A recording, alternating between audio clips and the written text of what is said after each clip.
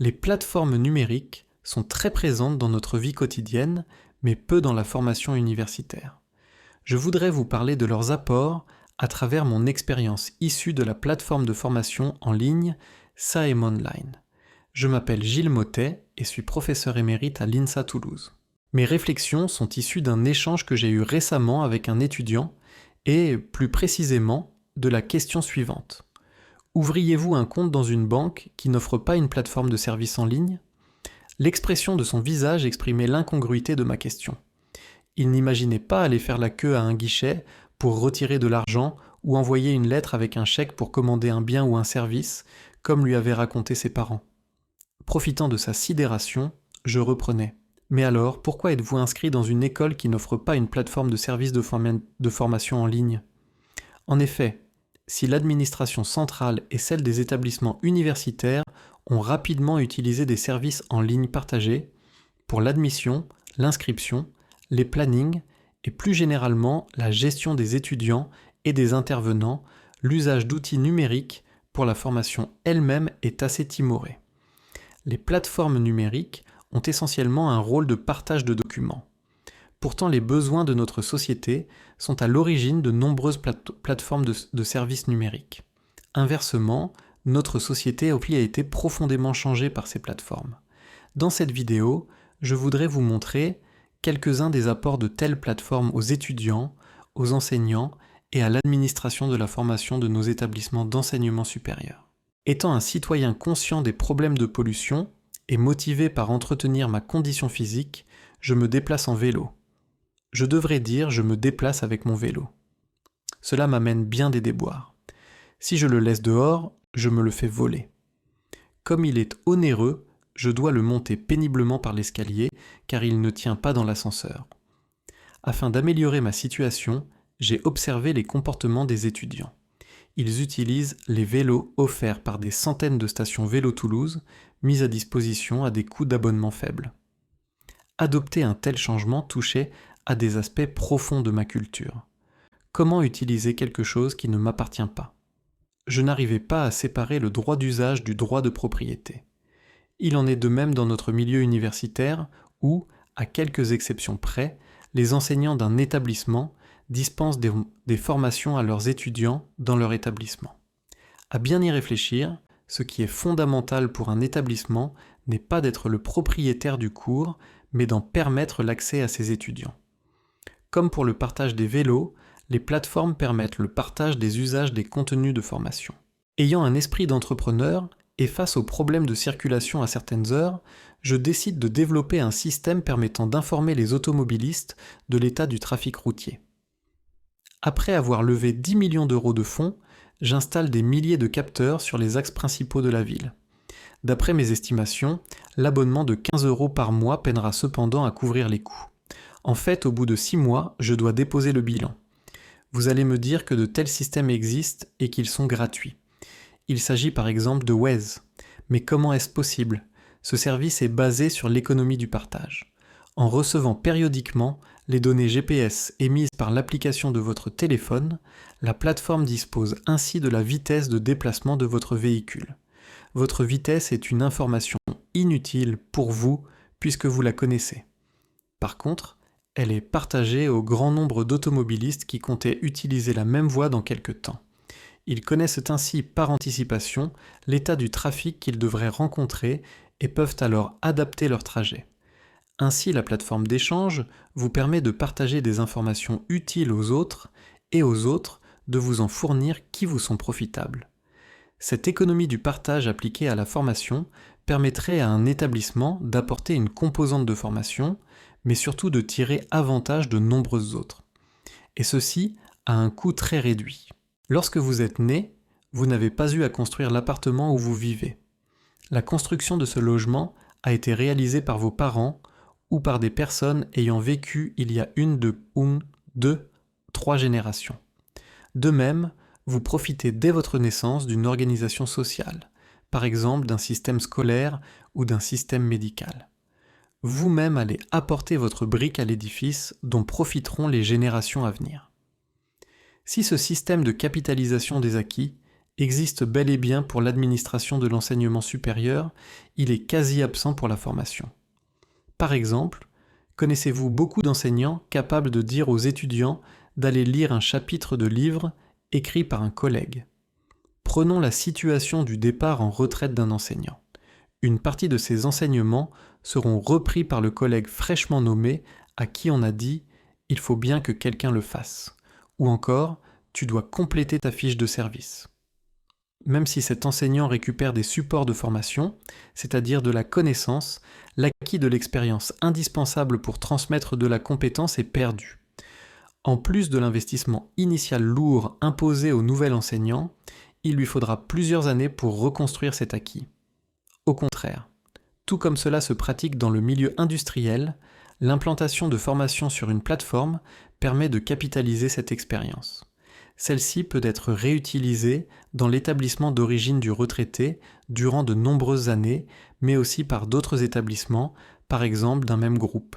Je vous emmène au théâtre. Celui-ci est régi par la règle des 3 unités établies au XVIIe siècle. L'unité de lieu, l'action se passe au même endroit. L'unité de temps, l'action se déroule durant une période limitée, et l'unité d'action. C'est aussi la règle qui régit nos formations. Les étudiants se retrouvent dans la même salle de cours, à la même heure, pour traiter du même sujet. Or, les attentes actuelles des étudiants sont à l'opposé, d'où je veux, quand je veux et ce que je veux. Et ces attentes sont satisfaites quotidiennement par les plateformes numériques. C'est donc la fin de la règle des 3 unités qu'il nous faut également assumer dans nos formations. Sans doute pensez-vous que je viens de décrire une fantaisie de la jeunesse ou un effet d'une mode à laquelle il faut résister. Est-ce si sûr? Par exemple, cette photo est-elle représentative de votre vie personnelle? À savoir, l'ensemble de la famille se retrouvant devant le journal télé de 20h. Elle illustre parfaitement la règle des 3 unités. Mais correspond-elle à votre génération ou plutôt à celle de vos parents, voire de vos grands-parents? Soyez honnêtes. Ne regardez-vous pas plutôt des films, des séries ou toutes autres émissions de télévision en replay? C'est-à-dire d'où vous voulez, quand vous voulez et ce que vous voulez. Le développement de plateformes de partage d'offres de formation en ligne répond également à ce changement profond de notre comportement social. Continuons à nous intéresser au théâtre. Celui-ci existe depuis plus de 2500 ans. Certains annonçaient sa fin avec l'arrivée du cinéma. Il a survécu et de nombreux acteurs de théâtre se sont fait connaître par le cinéma. De même, l'arrivée de la télévision n'a pas marqué la fin du cinéma. Bien au contraire, le cinéma reçoit des centaines de millions d'euros de la télévision et permet une plus large diffusion de certains films. Enfin, les plateformes de replay n'ont pas tué la télévision. Elles sont au contraire une source financière importante pour les chaînes et élargissent la diffusion de leurs programmes. Ces plateformes permettent aussi de répondre à des usages différents et offrent l'accès à leur contenu à des publics différents. Ainsi, chaque nouvelle technologie de diffusion a contribué à augmenter l'apport de contenu aux usagers et à fournir de nouvelles ressources financières aux producteurs. Ces nouvelles technologies ne remplacent donc pas les précédentes, mais au contraire les complètent. Il en est de même pour les plateformes de formation en ligne qui n'ont pas pour vocation à supprimer les enseignements en présentiel, mais répondre à de nouveaux usages. Changeons de domaine et intéressons-nous à la stratégie d'un groupe de prêt-à-porter. L'approche classique consiste à développer une offre restreinte, c'est-à-dire quelques modèles, produite en masse pour approvisionner le réseau de boutiques du groupe d'habillement. Cette offre est renouvelée rarement, à savoir 2 fois par an. La collection printemps-été et la collection automne-hiver. 2 situations peuvent alors survenir. Soit vous aviez fait des bons choix, vous allez alors gagner beaucoup d'argent et avoir peu d'invendus. Soit votre collection s'est mal vendue, conséquence, peu de rentrées d'argent et beaucoup d'invendus à écouler. Une autre stratégie est développée par d'autres marques. Vous concevez une offre variée que vous fabriquez en petite quantité et mettez à disposition sur votre plateforme. Vous observez les ventes. Ainsi, en continu, vous pouvez adapter l'offre et ses quantités, ce qui maximise vos revenus et minimise les invendus. Cette seconde politique, permise par la plateforme de distribution, est pilotée par la demande alors que la première l'était par l'offre. C'est actuellement sur une politique de l'offre que nous basons nos formations. Pour l'illustrer, revenons en 2020. À cette date, le métaverse est l'avenir de l'informatique. La société Facebook prend même le nom de Meta en 2021. Pour répondre à ce nouveau besoin, il est indispensable que chaque établissement ayant une formation en informatique obtienne un poste sur ce thème pour ses formations en informatique. Vous connaissez la suite de l'histoire. Si les établissements et le ministère avaient le répondant nécessaire à la dynamique de la société, ce qui n'est pas le cas, et nous reviendrons sur ce sujet plus tard, de nombreux postes auraient été créés sur ce thème. Le métaverse reste un aspect important de l'informatique, mais les besoins effectifs se sont révélés en fait modérés. Un cours en ligne sur ce sujet permettrait à la fois de prendre en considération cette demande limitée, tout étant prêt à répondre à un rebondissement de la demande. La nouvelle Twingo du groupe Renault a été en partie développée en collaboration avec Launch Design, une société chinoise créée en 2000. Elle ne fabrique pas ni ne commercialise de voitures. Elle les conçoit. Sa force réside dans une conception 2 fois plus rapide que la moyenne, grâce à un développement de nombreux modèles ayant permis de disposer d'une plateforme de composants sur étagère. Passons maintenant du monde de l'automobile à celui de la formation universitaire, en supposant que vous vouliez créer une nouvelle formation innovante, par exemple sur l'IA, pour répondre à la demande d'ingénieurs sur ce sujet. Regardons le processus amenant au premier cours sur l'IA dispensé aux étudiants. Tout d'abord, le département d'informatique va spécifier un profil pour un nouvel enseignant. Ce profil est remonté au niveau de l'établissement. L'établissement va devoir arbitrer entre les demandes issues de nombreux départements. En effet, l'innovation est présente dans toutes les disciplines. Après plusieurs réunions, la demande du département d'informatique est transmise au ministère. Elle donne lieu à de nouveaux arbitrages, en particulier du fait des ressources limitées. Vous êtes chanceux. Le poste est publié. S'ensuit une durée pour les candidatures, puis pour une campagne de recrutement comportant de nouveaux aléas dont nous parlerons plus tard. Après une période supplémentaire, l'enseignant est nommé.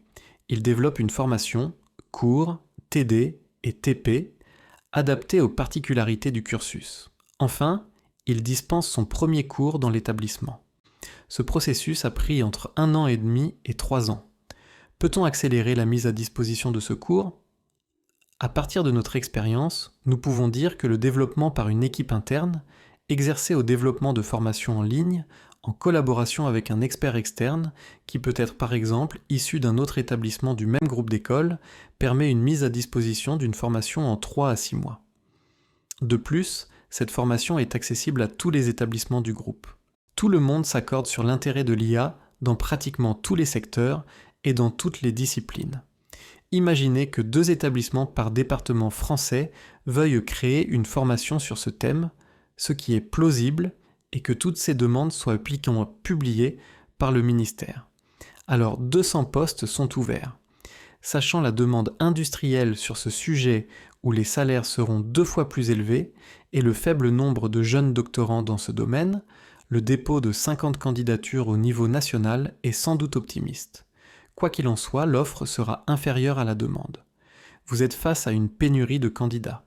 Si l'un des établissements d'un groupe peut disposer d'un enseignant ou être en relation avec un expert du sujet, le développement d'une unité de formation en ligne pourra être partagé avec les autres établissements qui ont de réels besoins sans en disposer des moyens. Revenons à 2020 et l'intérêt de nombreux établissements à dispenser un nouvel enseignement sur le métaverse, en présentiel bien sûr.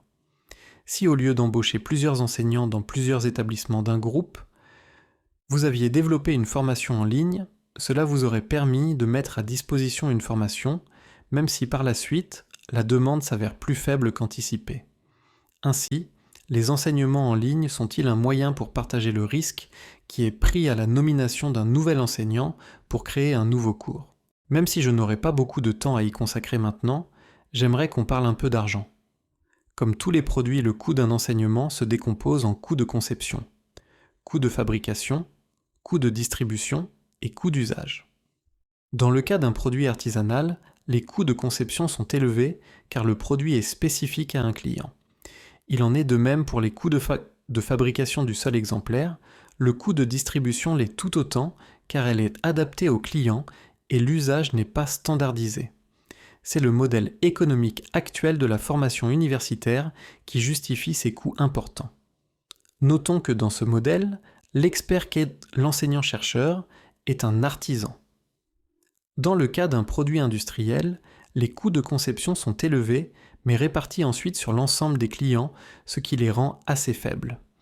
Il en est de même pour les coûts de fabrication réduits grâce à la fabrication en série. Le coût de distribution est aussi minimisé par l'existence d'un réseau de diffusion. Enfin, le coût d'usage est également réduit par la standardisation des produits. C'est par exemple le modèle de la formation professionnelle. Cette fois-ci, l'expertise est apportée par une organisation. Dans le cas d'un produit numérique, comme une formation en ligne, les coûts de conception restent élevés, mais répartis ensuite sur l'ensemble des usagers qui peuvent être extrêmement nombreux, ce qui rend leur part très faible. Les coûts de fabrication sont nuls. En effet, si 1000 personnes suivent votre cours, vous n'avez pas besoin de fabriquer 1000 exemplaires du cours comme vous le feriez pour une automobile ou, en présentiel, auprès de plusieurs promotions d'étudiants.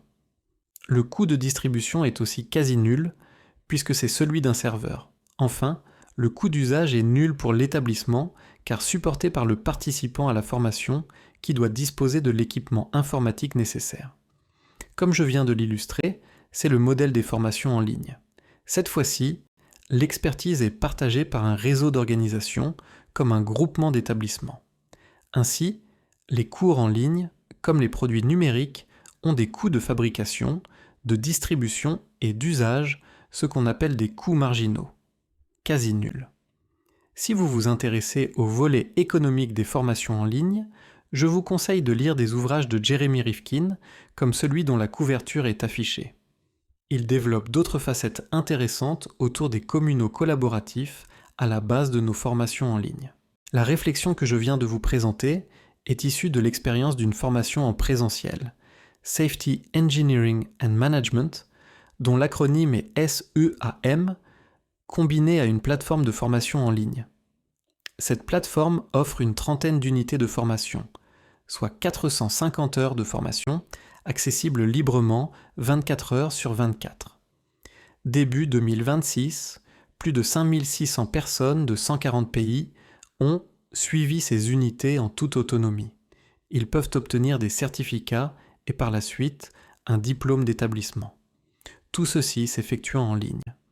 Cette expérience a permis de perfectionner une méthode de développement des unités ainsi qu'un modèle économique.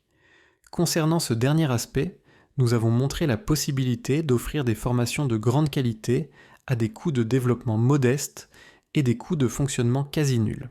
Résumons les premiers apports des plateformes de formation que nous venons d'esquisser. Tout d'abord, s'adapter au mode de vie des étudiants du XXIe siècle. Par exemple, l'accès à des ressources de formation développées hors d'un établissement permet d'étendre les formations offertes aux étudiants. Apporter un complément au présentiel. Grâce au partage, réduire les coûts de développement des formations, mais aussi les coûts de leur fonctionnement annuel. Conserver les ressources de formation et ainsi capitaliser les connaissances en formation des établissements. Limiter les conséquences des risques d'erreur lors de la décision de créer une formation sur un nouveau sujet. Et enfin, faire face à la pénurie d'experts, cette liste n'étant pas exhaustive. Après cette rapide présentation de quelques-uns des apports des plateformes de formation en ligne aux besoins nouveaux de notre société, je suis à votre disposition pour parler des nombreuses autres facettes des formations en ligne, comme par exemple les intérêts pour les étudiants, mais aussi enseignants et administration. L'efficacité de cette modalité de formation. La pédagogie spécifique pour en minorer les risques. La motivation des auteurs. Le processus de développement de ces formations en ligne, leurs apports à des formations hybrides ou leur modèle économique, mais aussi les raisons de l'appréhension de nos établissements sur ce sujet.